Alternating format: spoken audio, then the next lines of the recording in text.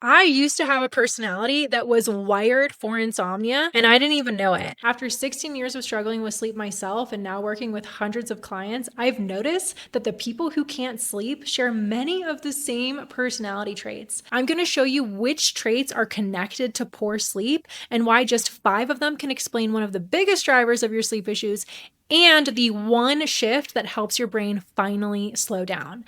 Keep count as we go, because if 5 or more sound like you, the connection that I'm about to show you will explain a lot, and it is likely the missing piece that you've been looking for. So let's start with the personality traits. And I say every single one of these with so much love because I used to operate exactly like this, and a few of these still make an appearance from time to time.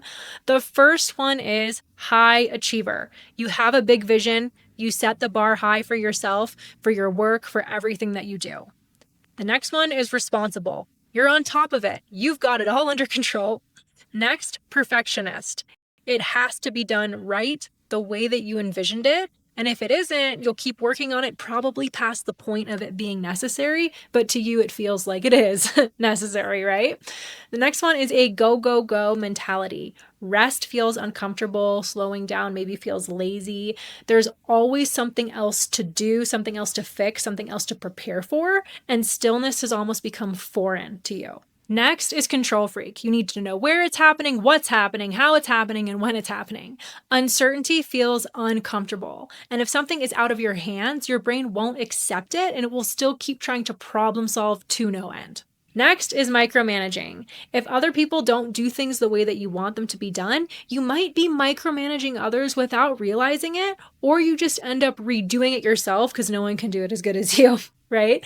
This can happen with your own family dynamic as well, which is where you might actually not notice that you've been doing this with your spouse, your partner, your kids, or your parents, right? Now, here's some other ones that are kind of interesting. Self-critical. No matter what you accomplish, there's either a voice that says it still could have been done better, or maybe there's this lack of self-recognition and a lack of being proud of yourself for how far that you've come.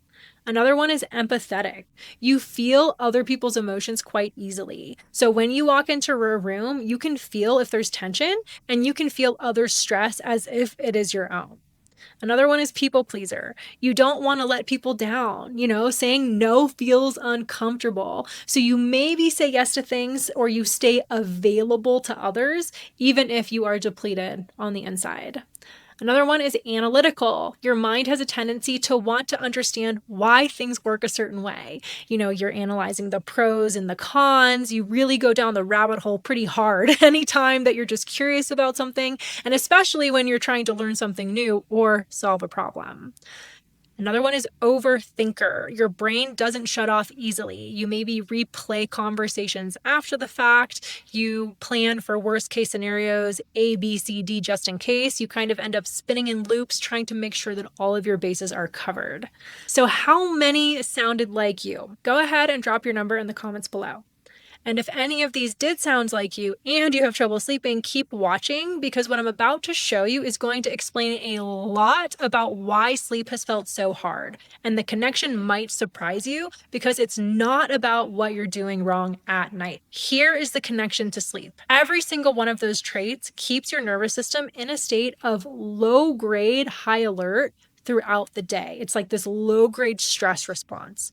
Your brain has one job, and that is to keep you safe. And it does that by staying alert for potential threats. But here's the problem. Your brain cannot tell the difference between a lion chasing you and an unfinished task on your to-do list because of the emotional importance that you've been attaching to those things. To your survival brain, high standards mean that nothing is ever good enough, which means that something is always wrong, which means that it is not safe to relax. Perfectionism tells your brain, not done yet, stay alert to keep fixing things. The go, go, go mentality tells your brain something important is always happening. It is not safe to slow down.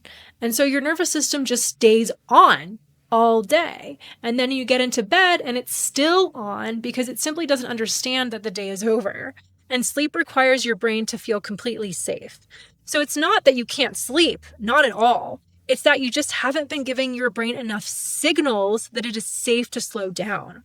So here is the one shift that you need to make to start giving it that signal immediately. Quick side note, if you've been struggling with your sleep for months or years, you're definitely going to want to watch my free masterclass too. This is where I go deep into the exact strategy I teach my clients to end chronic insomnia for good, including the subconscious ways you've been accidentally sabotaging your sleep without even realizing it. That link is in the description. To give your brain that new signal, it starts with this realization. These traits are not your permanent personality. They are patterns that your brain learned as a self-protection mechanism. And these traits have actually benefited you greatly in many areas of your life. And many of these traits are probably the reason you've been so successful in building the life that you live today. Somewhere along the way, most likely in childhood, you learned that love, approval, or safety came from being responsible, from being perfect, from being useful. So your nervous system adopted those traits as survival strategies, as like the default personality. If I achieve enough, then I'll be safe. If I stay in control, then nothing bad will happen. If I take care of everybody else, then I will be loved. And those beliefs got wired into your nervous system so deeply that they became really automatic and they started running in the background 24 hours a day, including at night. But here's the truth. The real you before all of that conditioning didn't feel the need for everything to be perfect in order to be able to slow down and relax and just enjoy life more easily. The real you feels good enough, even amidst uncertainty or things being out of your control.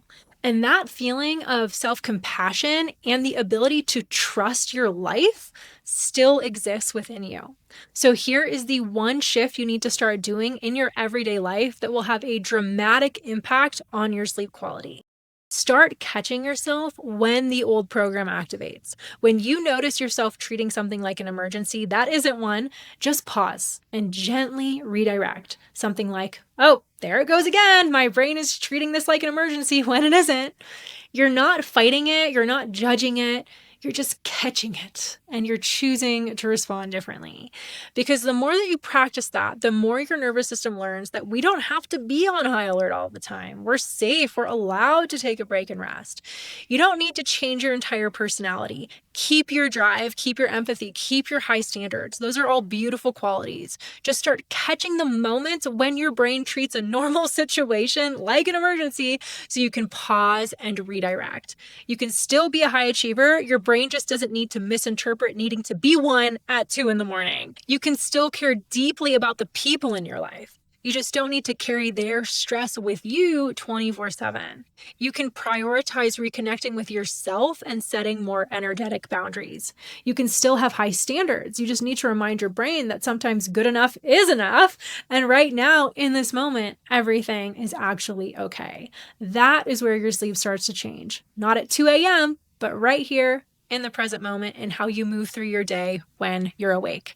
And to help you sleep easily no matter what kind of day you had, go watch this video next. I walk you through 4 shifts that train your brain to fall asleep fast that you can start using as soon as tonight. You can watch it right here.